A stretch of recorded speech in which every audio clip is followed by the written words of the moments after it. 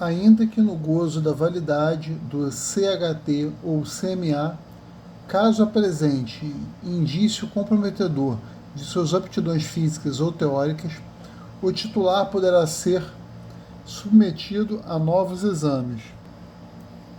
Um aeródromo militar poderá ser utilizado por aeronave civil, observado ou estabelecido pela autoridade aeronáutica. De acordo com o CBA, Código Brasileiro Aeronáutico, mediante requisição de autoridade aduaneira, de polícia ou de saúde, a autoridade aeronáutica poderá interditar a aeronave por até 15 dias. As aeronaves empregadas no serviço público de países estrangeiros para trafegarem no espaço aéreo brasileiro dependem de autorização da Autoridade Aeronáutica Brasileira.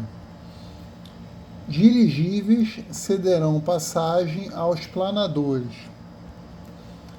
O órgão ATC adequado deverá ser informado caso entre os pontos de notificação a velocidade declarada no plano de voo no nível de cruzeiro variar a mais ou menos em 5%. A categoria de aeronave segundo a esteira de turbulência, cujo peso máximo de decolagem certificado é inferior a 136.000 kg e superior a 7.000 kg, é representada pela letra M. Um quadrado vermelho com uma diagonal amarela colocado na área de sinalização do aeródromo indica que há necessidade de precaução especial durante a aproximação e o pouso. Para realizar um voo VFR de helicóptero dentro de espaço aéreo controlado, é necessário manter-se em condições de visibilidade mínima de 3.000 metros. Para que o helicóptero possa voar VFR fora de espaço aéreo controlado e a 2.500 pés de altitude, é necessário que mantenha condições de visibilidade de voo mínimas de 1.000 metros. A sigla que deve ser utilizada no item 9, entre parênteses, categoria de esteira de turbulência, do plano de voo, para aeronaves cujo peso máximo de decolagem certificado de 126.000 kg, é a sigla M. Quando o piloto ou DOV não souber, no momento do preenchimento do plano, o número de pessoas a bordo, o mesmo deverá colocar no plano de voo a codificação TBN. Se um piloto recebeu autorização de plano de voo às 2h57 Zulu, para que a mesma não seja cancelada, o piloto deverá acionar os motores até às 3h02 Zulu. Um triângulo em negrito representado nas cartas de rota deve ser interpretado como um ponto de notificação compulsória. A posição do circuito de tráfego em que a aeronave encontra-se voando paralela à pista e, teoricamente, com o vento de cauda, denomina-se perna do vento. Uma nova hora estimada deverá ser notificada ao órgão ATC caso a hora anteriormente prevista na vertical do próximo ponto de notificação sofra alteração em mais de 2 minutos. Quando cruzar 3 ou mais fuso horários, o tripulante terá em sua base o repouso acrescido de 2 horas. Por jornada de trabalho, o limite de pousos de uma tripulação simples é de 4 pousos. O vento que sopra livre da camada de atrito, paralelo ao traçado das isoípsas retas, é o vento geostrófico. Na passagem de uma frente quente pelo hemisfério sul, os ventos pré-frontais predominam de sudeste e sudoeste. Em relação ao nevoeiro de superfície, o fator que mais prejudica o pouso é a redução da visibilidade horizontal. Em regiões temperadas, as nuvens do estágio médio têm suas bases formadas na troposfera. O limite inferior de temperatura na escala Kelvin é representado por um valor inatingível denominado zero absoluto, que na escala Celsius corresponde a menos 273 graus. Uma alongada área de baixa pressão atmosférica é denominada cavado. Quando se observa no céu apenas nuvens cirros, pode-se afirmar que há ventos muito fortes. A porcentagem de vapor de água num determinado volume de ar é de 2% do total.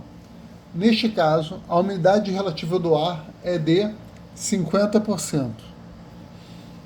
Ao nível da pista, a pressão de HPA é QFE. São nuvens médias a altocúmulos, altoestratos e nimboestratos. O efeito das brisas terrestres depende diretamente do desnível de temperatura e pressão. A área de dissipação ou enfraquecimento de uma frente quente denomina-se frontolítica. A projeção que apresenta grandes distorções das áreas projetadas em altas latitudes denomina-se Mercator. Nos rotores semirrígidos, a pá que avança em relação a que recua terá batimento para cima. A dissimetria de sustentação contribui para que ocorra o stall de pá. Em uma situação de autorrotação, consegue-se uma maior RPM comandando-se o cíclico para trás. Em um helicóptero, a sustentação desigual na área do disco do rotor principal, causada pela ação do vento relativo, denomina-se dissimetria de sustentação. No caso de perda do rotor de cauda, o helicóptero tenderá a girar sobre seu eixo vertical, no sentido contrário ao do rotor principal. O centro gravitacional da aeronave é determinado através da relação entre a soma algébrica dos momentos e o peso operacional. O pouso de um helicóptero em autorrotação é conseguido pela transformação da energia cinética das pás em sustentação.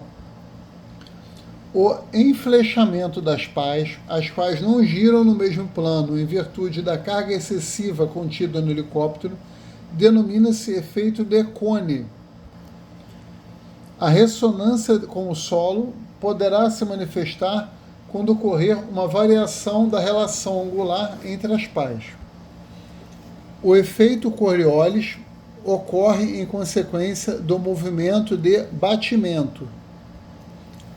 Com o helicóptero entrando em autorrotação, o piloto deverá imediatamente reduzir o passo das pás.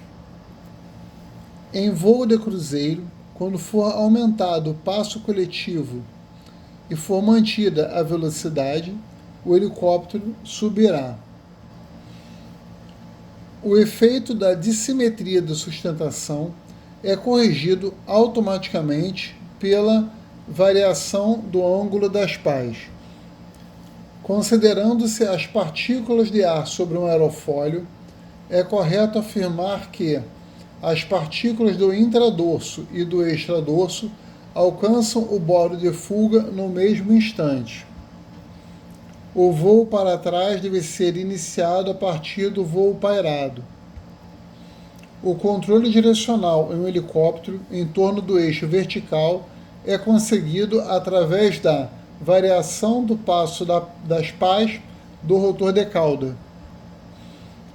O efeito pendular no helicóptero agrava-se com o uso de comandos bruscos.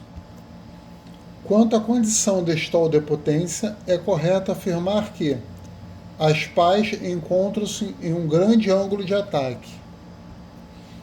Cada tipo de equipamento tem uma velocidade recomendada para se executar a autorrotação. Esta velocidade é a que combina o maior alcance com a menor razão de descida.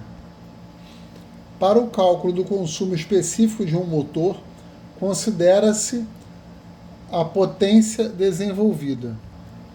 Nos motores convencionais a 4 tempos, a redução do volume das câmaras de combustão ocorre nos tempos de compressão e escapamento. A barra estabilizadora está sempre perpendicular ao mastro. O compressor axial em relação ao centrífugo tem como vantagens menor área frontal e menor resistência ao avanço. Para se regular o tracking pelo método mecânico, através de bandeirola, deve-se observar as marcações efetuadas pelas pontas das pás, estando o helicóptero no solo. Os manômetros que medem a pressão relativa possuem como elemento sensível o tubo de Bourbon.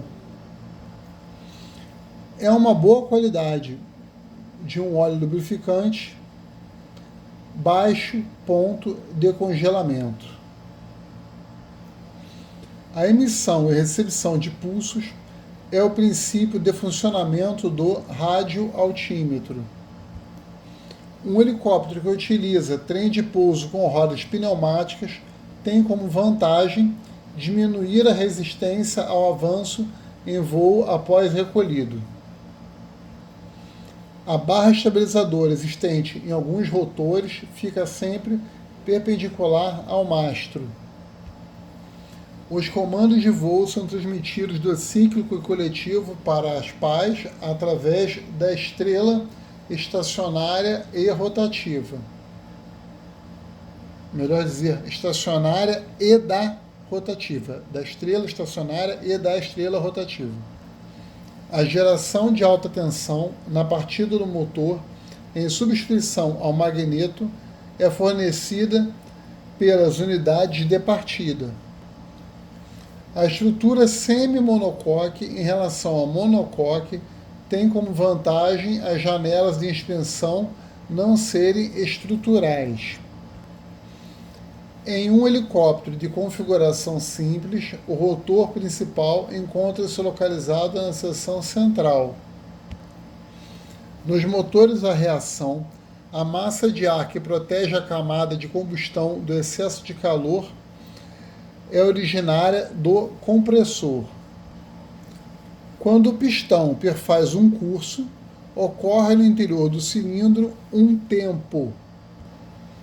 No voo pairado, a velocidade de rotação do rotor de cauda em relação à do rotor principal será maior. No sistema de ignição de um motor convencional, a geração da centelha na vela ocorre no momento em que os platinados se abrem.